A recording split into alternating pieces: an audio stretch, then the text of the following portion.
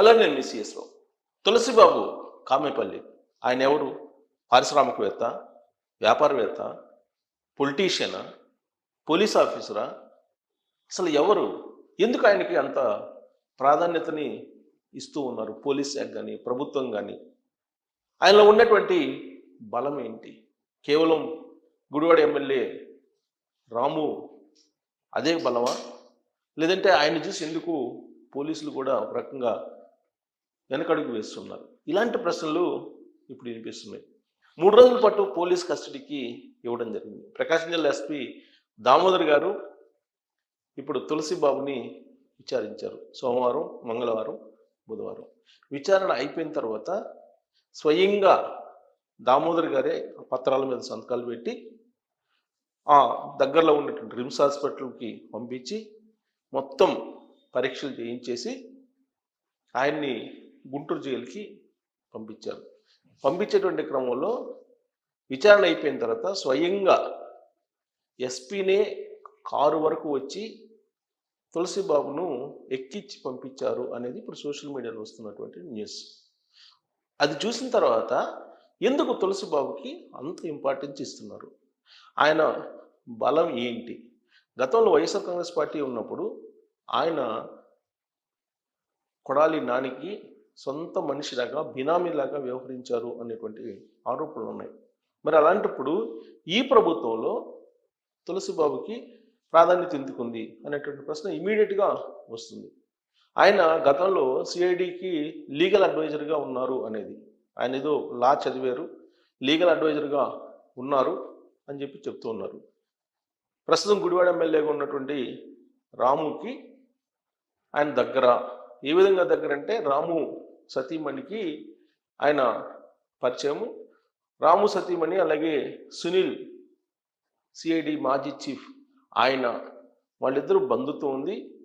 ఆ బంధుత్వం ఇప్పుడు తులసిబాబు సాన్నిహిత్యానికి కారణమైందని చెప్పి ఇలా రకరకాలుగా చెప్తూ ఉన్నారు. అసలు ఈయన సామ్రాజ్యం ఎక్కడి వరకు వెళ్ళిందంటే దుబాయ్ వరకు వెళ్ళిందని చెప్తున్నారు.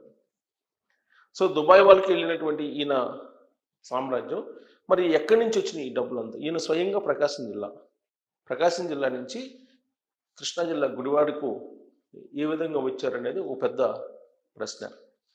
పోనీ ఆయన ఏమన్నా ఆస్తిపరుడా అంటే కాదు, మామూలు వ్యక్తి.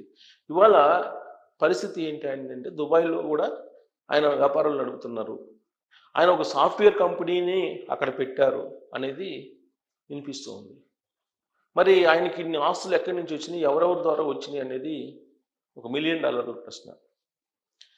సరే, ఈ ఆస్తులు ఆయన వ్యక్తిగత జీవితం అనేది కొద్దిగా పక్కన పెడితే అసలు ఆయన్ని విచారించడానికి ఇప్పుడున్నటువంటి పోలీసులు ఎందుకు వెనకాడుతున్నారు?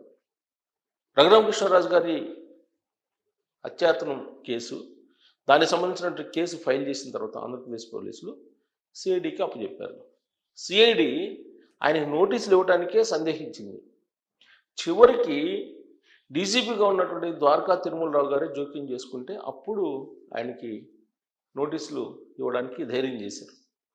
నోటీసులు ఇచ్చిన తర్వాత విచారణకి ఆయన పిలిచి ఎస్ఐఓ లేదా సిఐఓ డిఎస్పిఓ విచారించడానికి ధైర్యం చేయలేకపోయారు ఆ హోదాలో ఉండేటువంటి అధికారులు. చివరికి ఒక స్పెషల్ అధికారిగా, విచారణ అధికారిగా ప్రకాశం జిల్లా ఎస్పీ ఐపీఎస్ దామోదర్ గారిని వేశారు. ఆయన ఇప్పుడు విచారిస్తున్నారు.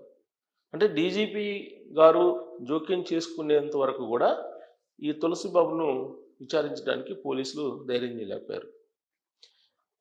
ఒక ఎస్పీ ఐపీఎస్ని విచారణాధికారిగా వేస్తే కానీ ఆ విచారణ ముందుకు సాగలేదు.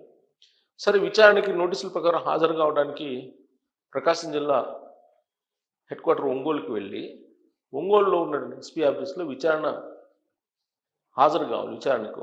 ఆ హాజరయ్యేటువంటి సమయంలో ఈయన ఒక 30 కార్లతో పెద్ద ర్యాలీగా వెళ్ళాడు గుడివాడ నుంచి ఒంగోలు వరకు ఈ తులసిబాబు. మరి ఆ 30 వాహనాలు వెళ్ళినటువంటి వాళ్ళు అక్కడ ఎస్పీ ఆఫీస్ దగ్గర కామ్గా ఉన్నారంటే లేరు. తులసిబాబు తోటికి తాము కూడా వస్తాం లోపలికి అని చెప్పి ఆ రోజున హడావుడి చేశారు, గందరగోళం చేశారు. దాంతో ఆ రోజున విచారణ సక్రమంగా జాగలేదు. సక్రమంగా జాగలేదు. తర్వాత వాళ్ళ మీద అందరి మీద కేసులు పెట్టి అదుపులో తీసుకున్న తర్వాత విచారణ దాదాపు అరగంటో, గంటో చేశారు. ఎలాంటి సమాచారం ఇవ్వలేదు. సానుకూలంగా వ్యవహరించలేదు. అదే సమయంలో గుడివాడ ఎమ్మెల్యే రాము వెనిగండ్ల అక్కడికి రావడం జరిగింది ఒంగోలుకి. సరిగ్గా వాళ్ళిద్దరు భేటీ రాజకీయ వర్గంలో చాలా పెద్ద చర్చకు తెరలేపింది.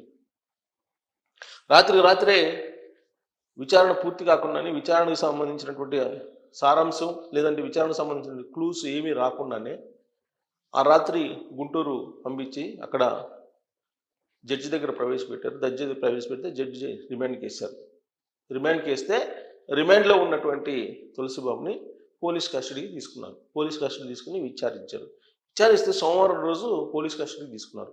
తొలి రోజు ఎలాంటి సమాచారం ఇవ్వలేదు అని చెప్పి తెలుస్తుంది. మంగళవారం రోజు విచారణకు సహకరించారని చెప్పి తెలుస్తుంది. ఎందుకంటే తొలి రోజు బీపీ ఎక్కువ ఉందని చెప్పేసి ఆయన చెప్పినటువంటి క్రమంలో బీపీ లెవెల్స్ని సరిచేయడానికి ఆయన్ని రిమ్స్ హాస్పిటల్కి తీసుకెళ్ళి ట్రీట్మెంట్ చేయించి తర్వాత మంగళవారం రోజు విచారించారు.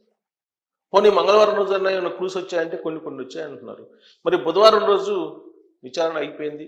కోర్టు ఇచ్చినటువంటి సమయం అయిపోయిన తర్వాత మూడో రోజు తులసిబాబును సాగనంపారు దగ్గరుండి అక్కడ ఉన్నటువంటి విచారణాధికారి దామోదర్ గారు అని చెప్పి ఇప్పుడు పోలీసు వర్గాల్లో వినిపిస్తుంది.